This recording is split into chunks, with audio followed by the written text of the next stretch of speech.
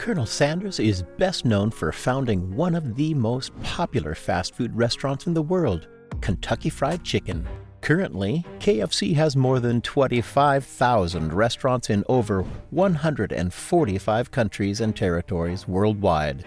With their signature fried chicken and the Colonel's signature smile and all-white suit shown all over the restaurants, who would have known he has a dark, tragic life story? His success story is often shared as a motivation, an inspiration to encourage people to pursue their dreams and never give up. Just like other people, Colonel Sanders is a human as well. His story is about more than success. He had a hard time too. Let's not consider this a discouragement or judge his life, but learn something new and how your past won't determine your future.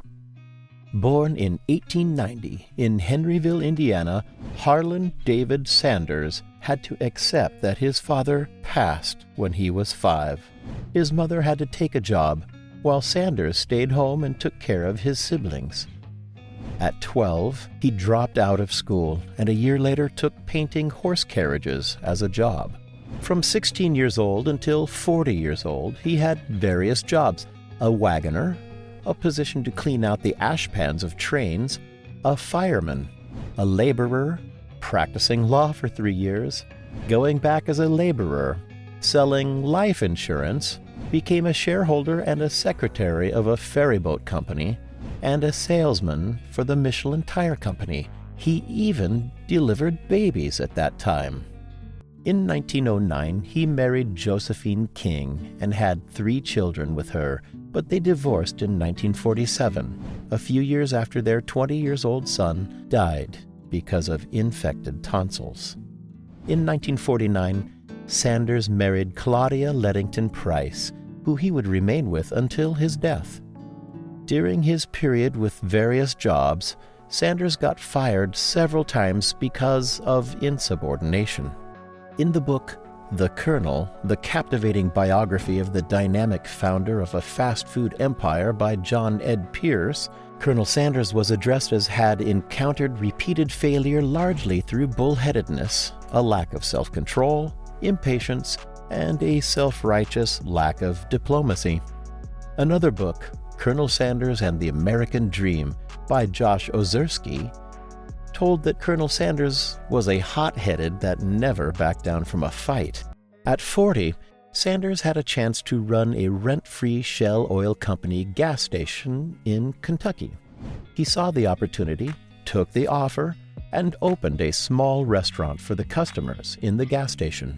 He served country ham and steak dinners on the first menu. After the menu became famous, he opened Sanders Cafe across the street and did fried chicken. The future fast food giant painted advertising signs on barns miles around as the restaurant prospered. The local competitor, Matt Stewart, who operated a nearby Standard Oil gas station, rankled. He repainted one of Sanders' signs, directing traffic to his station. When Sanders and other executives from Shell Oil Company confront Stewart on the scene where he tried to repaint the sign for the second time, he fatally shot one of the executives. Sanders returned the fire and wounded Stewart in the shoulder. Stewart was sentenced to 18 years for murder, but charges against Sanders were dropped. A few years after the incident, Sanders' local popularity grew. The Kentucky governor, Ruby LaFoon, issued a ceremonial decree that commissioned Sanders as an honorary colonel. Sanders embraced the title Kentucky Colonel after the second honorary commission in 1949 by the governor, Lawrence Weatherby.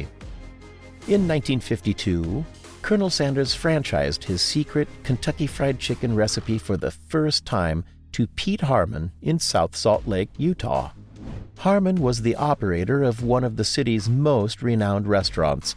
The restaurant pioneered the famous bucket container menu and used the Kentucky Fried Chicken moniker in Utah. In 1955, his booming restaurant struggled as the highway junction in front of the restaurant was moved. Now, miles away from the intersection, he auctioned off the site and had no income. So he decided to retire with a scrape from the auction and a $105 monthly check from Social Security.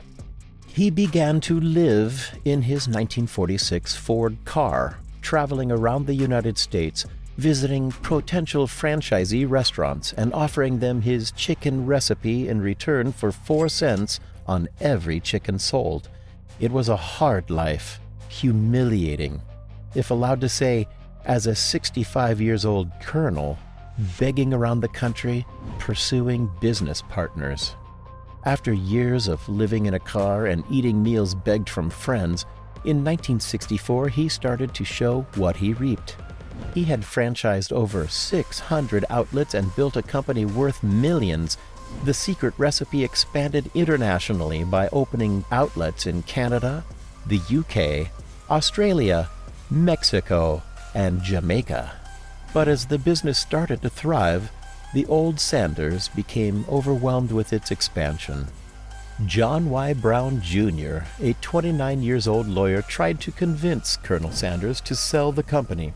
Despite Colonel's firm rejection, John Y. Brown Jr. swore to never tamper with the recipe and insist on the highest degree of quality control for the franchise. After consulting with family members and business associates, Colonel sells the company for $2 million. Colonel Sanders, who considered KFC as his child, sacrificed his most important in life, and no indication exists if he was pleased with the decision.